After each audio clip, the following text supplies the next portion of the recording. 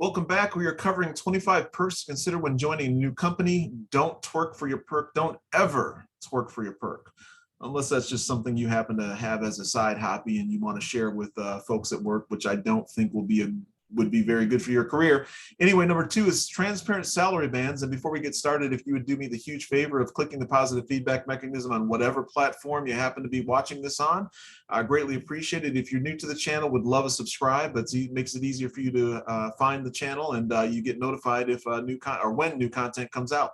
So we'll go ahead and jump in here in terms of number 2, transparent salary bands.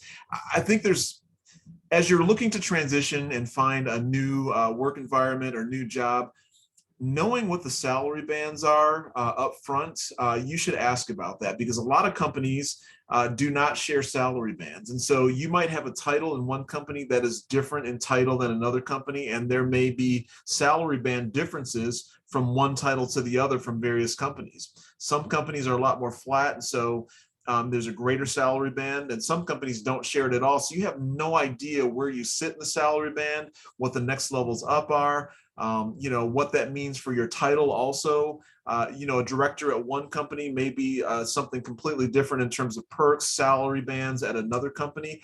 And I think it's important for you to ask about that and ask about that as you're negotiating your salary as well. It'll give you an indicator in terms of where you're sitting in that salary band as well. And I typically will negotiate when I'm talking to new companies about my salary band. If I'm highly sought after and I know that I'm bringing something to the table, and if they really want me, I really want to know where I'm falling in that salary band. I don't want to be in the lower 25%. I also want to give you a little bit of heads up and something to think about as well.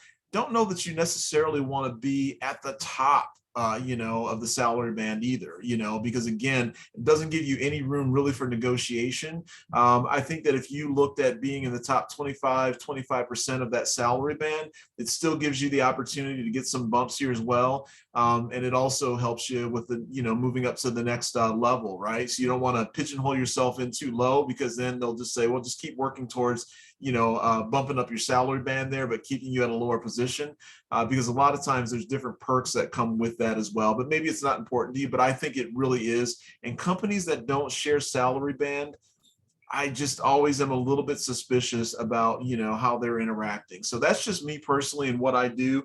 And again, you have to make that decision for yourself in terms of what that looks like for you and your salary bands. But the companies I've worked for in the past where there's been transparency in those salary bands, I've felt really strong and a lot better and actually more loyal to that company as well, because I knew what everybody else is making, and it's just kind of where they fell. And again, it was a much easier conversation also when we went in and started talking about raises as well. So just something for you to consider, and that's going to do it for this video. And again, I'd appreciate it if you would click the positive feedback mechanism on whatever platform you're listening or watching this on, and it's free to do, and it doesn't take too long, and we will talk to you at the next video.